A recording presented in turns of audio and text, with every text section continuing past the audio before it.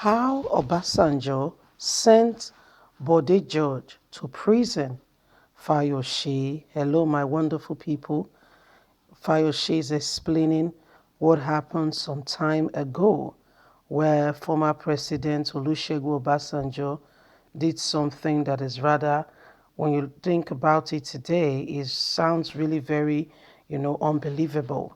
Former President Olusegun Obasanjo sent Bode George to prison, and not just Bode George, he also did that to Gani Adams and some other people, So, I mean, when you look at what is going on today, you really wonder if, Olusegun Obasanjo really did some things properly, like he should, why he was the president of the country. Please don't forget to give us a thumbs up, subscribe if this is your first time. Thank you so much. God bless you. Thank you. How Obasanjo sent Bode George to prison. Former governor of Ekiti State, Ayodele Fayose, said Bode George's journey to jail was planned by former President Olusegun Obasanjo and his Ota farm. In October 2009, Bode George was found guilty and sentenced to jail for 30 months.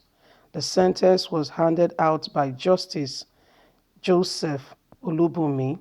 The judge found the defendant guilty on 49 counts out of 68 counts. He was later acquitted after serving 2 years jail term by the Supreme Court.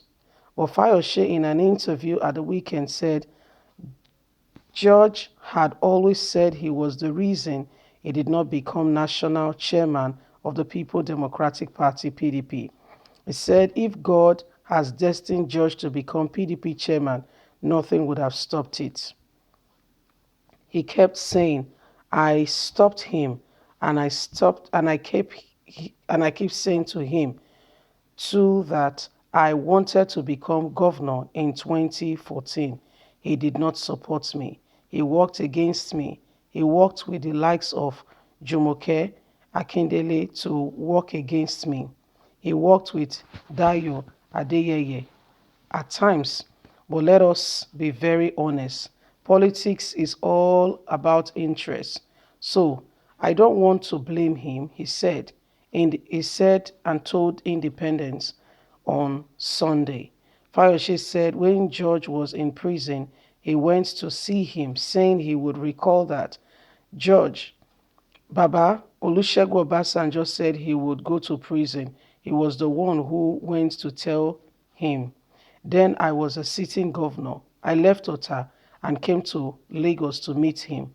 That Baba Olusegun Obasanjo said he will send you to prison. That arrangement had been made for you. That arrangement had been made for you to go to prison. He cannot deny that. I was in Obasanjo's bedroom in Ota when he told me that Bode, he will pay for it dearly. He will end up in prison. He wants to be national chairman.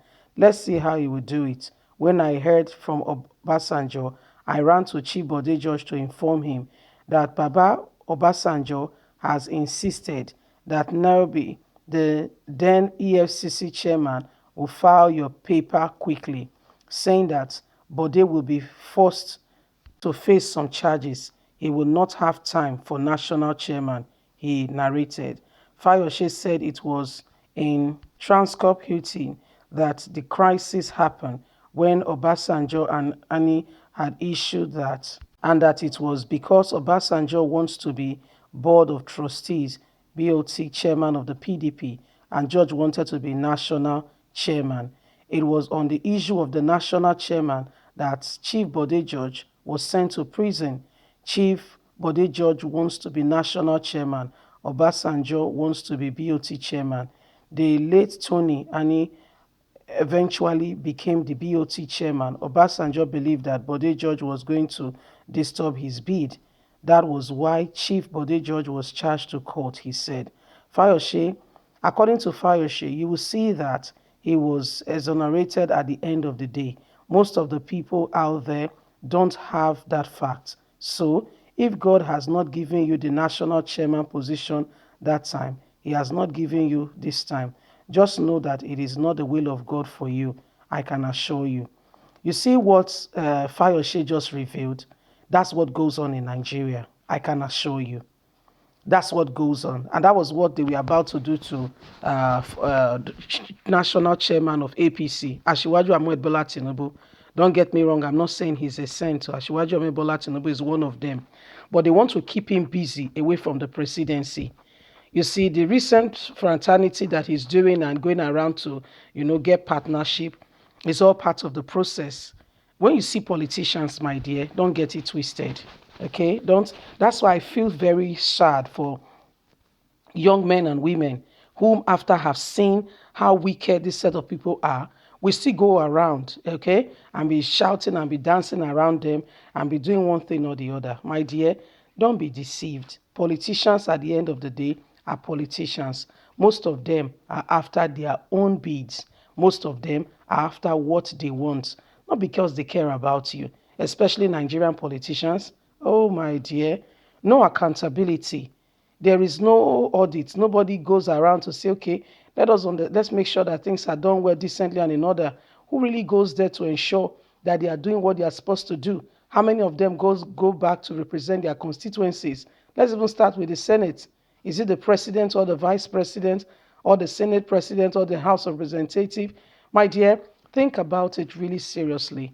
Recently, with all that has happened, which of them have you heard defending the masses, defending the people, coming out to make sure that Nigerians, are looked after at the end of the day?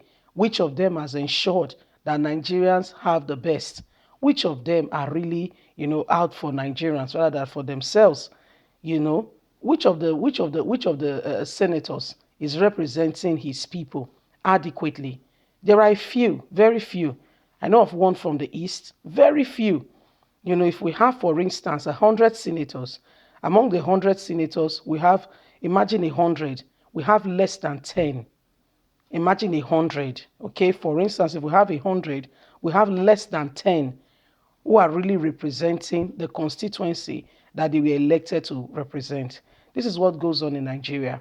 Most often and none, most times, it's for themselves.